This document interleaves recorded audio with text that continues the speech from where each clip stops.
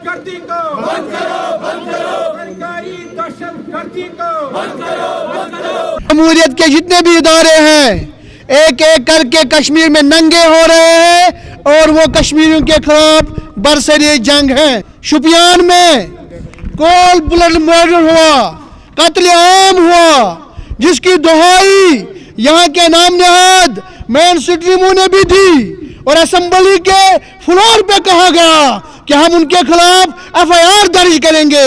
और जब एफआईआर दर्ज करने की बात आई, सुप्रीम कोर्ट उन कातिलों के रेस्क्यू पे आया और उन्होंने उस एफआईआर पर स्टे लाया।